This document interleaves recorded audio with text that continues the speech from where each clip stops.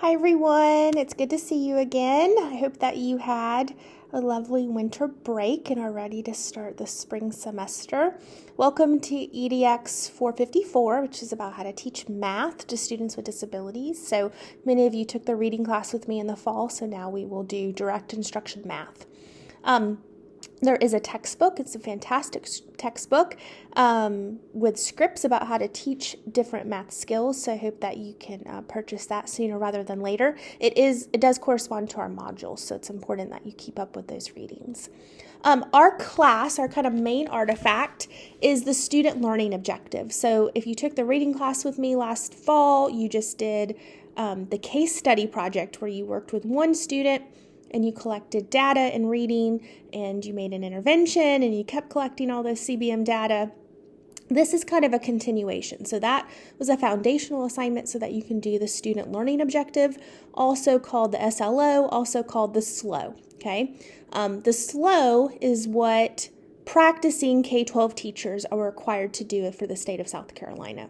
So we like to incorporate that in our program here. You'll also practice it one or two more times throughout our program, and you'll also complete it during internship. So it's really helpful, I hope, that we include it this early on in our program so you can get really familiar with the components of the SLO, but also how to work it in your classroom. So the main component is the SLO.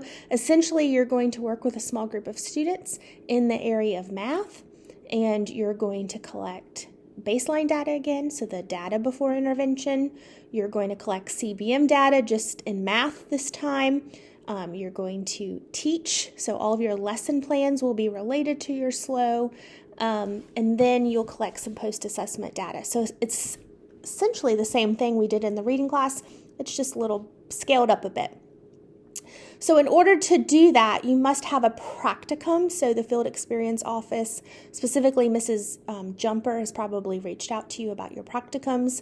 I know all of them have been requested at this point if you've responded to her. A couple of them have been confirmed, so I'll send those out today.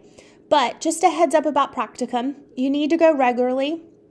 You need to keep a timesheet, so go on the School of Ed website to find that, please.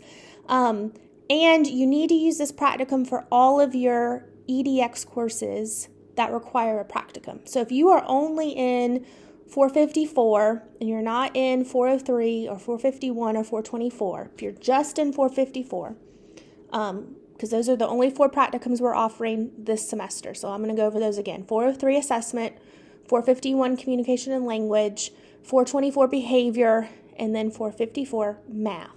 Okay, if you're just in this math class and you're not in the other 3, you have to have a minimum of 20 hours out in the field. You need to start that sooner rather than later so you can build rapport with the students so that we can start thinking about which students you're going to pick for the SLO and things like that. Please, this is different. The reading class, you just went for the assignment. This now, we're kind of making it more rigorous as you go throughout the program. You need to be out in your practicum regularly. You have to have a minimum of 20 hours just for this class. If you are enrolled in any of those other 3 practicum classes, so 403, 451, or 424, you have to have 45 hours out in the field this semester, okay? So it just depends how many classes you're in. I'll try to make that clear in an email out to everybody. But if you're just in this one, you need 20 hours. If you're in more than one practicum class, you need 45 hours out in the field this semester, okay? So the expectations just continue to grow as you go throughout our program. Some things to know. You already know this because you've had me, but email is the best way to communicate with me. Please do not use course messages in Blackboard because I don't get them. Let's see, what else? This class is really intense about the lesson planning and intense about the SLO. There's not a lot of other assignments. There's 1 or 2, but we really dive deep into the lesson plan and the SLO. So I need really good, thorough lesson plans that are well thought out. We are using the full lesson plan rubric to grade you. This is, again, more expectations, higher expectations as you go throughout the program. Looking forward to watching your welcome videos, looking forward to working with you and hearing all about your students out in the field. I'll send an email about a practicum update as soon as I get your practicums finalized. So looking forward to working with you all. Thanks.